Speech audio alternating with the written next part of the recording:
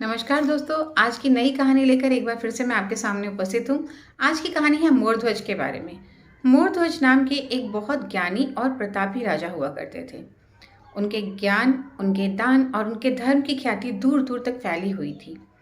एक बार श्री कृष्ण भगवान ने अपने सखा अर्जुन से कहा कि मैंने बहुत ज़्यादा दानी पुरुष देखे, धार्मिक पुरुष देखे, लेकिन मोरध्वज का दूसरा कोई भी मिसाल मैं नहीं देख पाया। अर्जुन ने कहा, क्या सचमुच ऐसा है? श्री कृष्ण ने कहा, अगर तुम्हें विश्वास नहीं होता तो चलो उनकी परीक्षा ले लेते हैं। अर्जुन को साथ लेकर श्री कृष्ण भगवान मोरध्वज के दरबार में चले।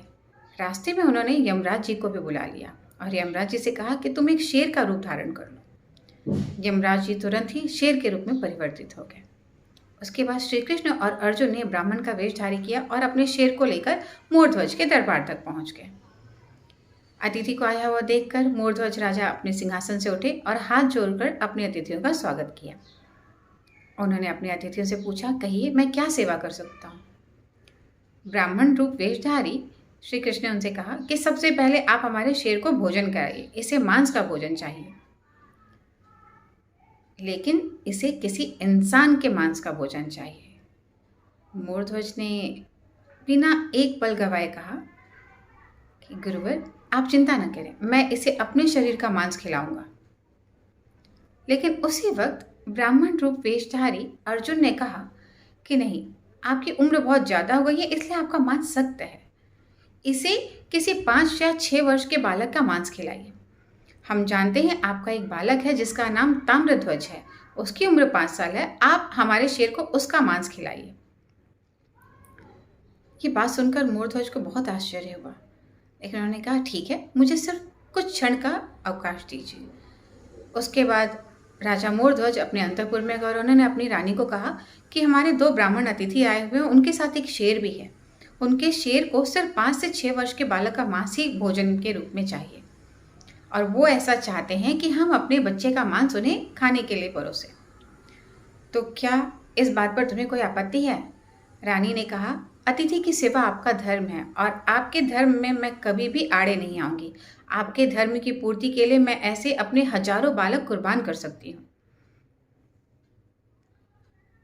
राजा ने ये बात सुनी, एक आरी ली और अपने 5 वर्षीय बेटे को बीचों बीच काट दिया। अपने बेटे की लाश का आधा हिस्सा उन्होंने शेर को परोसा। शेर ने वो मांस खाया और तृप्त हुआ। बचा हुआ आधा हिस्सा महल के पिछवाड़े फेंकवा दिया गया। उसके बाद रानी ने ब्राह्मण अतिथि के लिए भोजन बनाया और वो उसे खाने के लिए बैठे। लेकिन उन ब्राह्मण अतिथियों ने, जो कि वास्तविक रूप में अर्जुन और श्री कृष्ण थे, पहला निवाला खाते ही वापस उस थाली में रख दिया और कहा, राजा, हम तुम्हारे यहाँ भोजन नहीं कर सकते क्योंकि तुम हत्यारे हो, तुमने अपने पुत्र की हत्या की है। राजा मोरध्वज विचलित हो गए, उनकी आंखों से आंसू निकल पड़े। उन्होंने कहा, हे ब्राह्मण विप्र, परंतु ये मैंने आपकी खुशी के लिए किया, आपके कहने पर मैंने अपने पुत्र की हत्या की है। अर्जुन ने कहा, जो भी है, लेकिन वास्तविकता यही है कि तुमने एक बालक की हत्या की है जो निंदनीय है, इसलिए हम तुम्हारे यहाँ भोजन नहीं कर सकते। ये कहकर वो दोनों ब्राह्मण अपनी थाली से उठकर महल से जाने लगे। राजा रानी अपने अतिथियों को इस तरह से भूखा छोड़कर जाते हुए रोने लगे और राजा मोरध्वज ने विलाप करते हुए कहा कि हे पुत्र, हमने अपने अतिथि सत्कार के लिए तुम्हारी बलि दे दी, हमने तुम्हारी हत्या कर दी, लेकिन उसके बाद भी हमारे अतिथि हमारे घर से भूखे जा रहे हैं। अब तुम्हें यहाँ जीवित होकर आना ही होगा ताकि हम अपना अतिथि धर्म पूरा कर सकें। उनकी बात सुनते ही ब्राह्मणों के साथ जो शेर जा रहा था, उस शेर के पेट में से ताम्रध्वज की आवाज़ आई कि पिताश्री, मैं मृत्यु के बाद भी आपका अतिथि धर्म पालन करने हेतु मैं वापस आऊँगा। और ताम्रध्वज शेर का पेट फाड़कर वहाँ उपस्थित हो गए। अपने पूरे शरीर के साथ वो 5 वर्षीय बालक अपने पिता के धर्म के पालन हेतु फिर से अपने माता पिता के साथ जाकर खड़ा हुआ। ये दृश्य देखकर राजा और रानी दोनों अचंभित हो गए और अपने पुत्र को, मरे हुए पुत्र को फिर से जिंदा देखकर वो मूर्छित हो गए।